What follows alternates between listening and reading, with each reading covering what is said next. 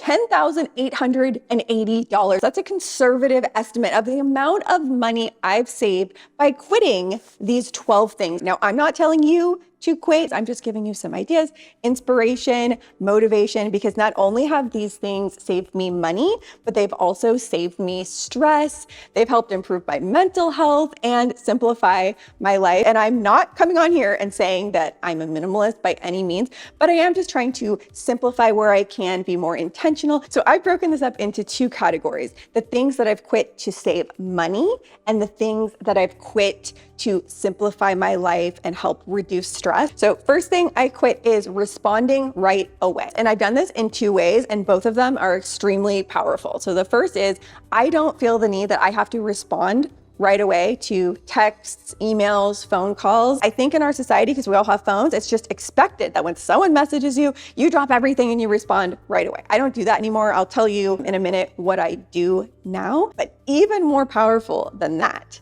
I now have a rule that I do not respond to anything that is stirring up emotions in me for 24 hours. So if I get an upsetting email, I take a full 24 hours to respond. Then I look at the message and see, do I still want to send it? It's just having the awareness in the moment. And I say, like, look, I can still send this if I want to tomorrow. And like 9 times out of 10, I will refine the message, and it has helped avoid a lot of conflict. Next thing that I quit is toxic people and media. And the biggest, easiest, best way to test if something is toxic for you is to see how you feel after interacting with that person or influencer on social media. Like, does watching their stuff make you feel good and empowered and like you've learned something, or does it make you feel bad about yourself? And in real life, if you're hanging out with people, how do you feel afterwards? Do you feel energized and inspired, or do you feel like they're complaining and negative and they're bringing you down? So I have used that idea of how do I feel afterwards as a lens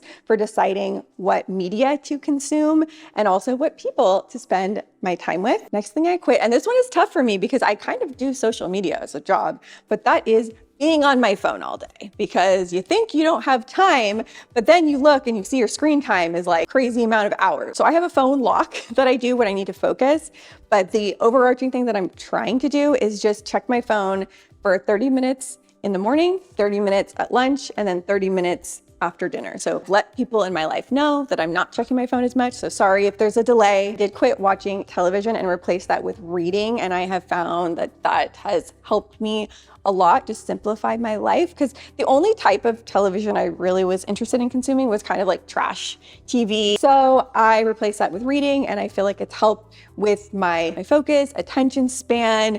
You know, you're learning new vocabulary. What a lot of people don't know is that it is so effective in stress reduction because it helps lower your heart rate rapidly. And when you're reading, you're not thinking about other things because your mind has to focus on the book. Now, this last one has changed my life more than anything I have ever done for my mental health. I quit beating myself up. How are you supposed to be happy when the person in your head is being mean to you and criticizing you? A lot of times, the voice that's in your head and talking to you when you make a mistake or things don't go your way, a lot of the times that is the voice of your primary caregiver from when you were a kid, and that has become your inner voice. So you have to take control back and be your own best friend in your mind. You need to start speaking kindly to yourself. This is one of the biggest things that I have instilled, and I'm trying to teach my children, because the younger you can start doing this, the better. Like, I could be on here and say, Brittany, you are such an idiot. I can't believe you made such a big mistake. Like, how could you be so dumb? And you're going to be losing all your money. Or I could tell myself, you know what? This happened to teach me a lesson, and I'm a stronger person. I'm a better person. I will do better next time. And somehow, some way, this happened to benefit me in the future. I'm telling myself the version of the story that makes it empowering versus the version that makes me a victim. But you have to pay attention and catch yourself. If there's enough bad things and negative people in the world, you don't need to be that to yourself. Like, you should be your own cheerleader and support system, because at the end of the day, you're all you've got. Now let's get to the heavy hitters, the money suckers. And the first one may shock you because it's something that I never even considered: quitting botox and fillers. Now, I had never really done filler. I'd only done it once before in my upper lip, maybe like 7 or 8 years ago. But botox, your girl was a regular. I had a standing 3-month appointment to the tune of around $450 to $500 per appointment. And it was actually my mom who planted the seed in my head. She's like, maybe just don't go as often or cut back and see how you feel. And it actually helped me reevaluate things on many levels, not just the cost, but like, why as women is it that we can't have any lines or make any expressions? Like, maybe I don't need to be fully frozen all the time. I replaced the Botox with these 3 things and I feel better about how I look. I started using face tape at night. So there's Japanese face tape and then you can use silicone scar tape. Both of them I have found to be very effective.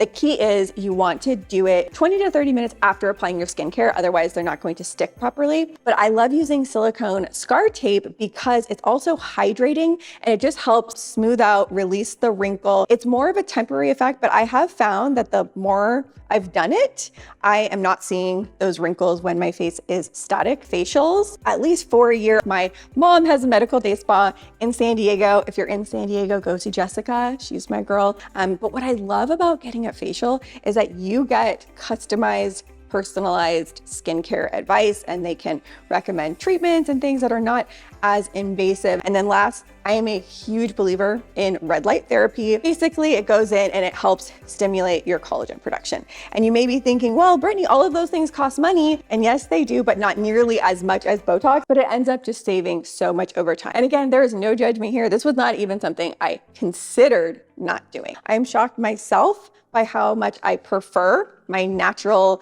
facial movements. And also I feel like my skin looks better to me. So just a consideration. The next thing I quit is actually what inspired this video. And that is getting my car professionally detailed. Now, this was something that the person I used to live with would just have done. Like every month, somebody would come and detail both of our cars. And I thought, oh, that's nice, that's convenient. Like how much could that possibly be costing? Then when I needed my car detailed, I went and I got some quotes and you know how much that cost? $250 to $300. Now, granted, I am in San Diego, which is a more expensive area. And this was for someone to come to my house and do it for me. But I was like, you know what? Let's just do a DIY car detailing and let's get the kids involved. And it was so much easier than I thought it would be. I documented the whole experience over on my Instagram stories. Make sure you're following my Instagram stories. I share a lot of good tidbits over there. 3 things for the car detailing that I recommend. The spin scrubber brush, it even has the attachments with it. And this is almost like a car wash. Like it really will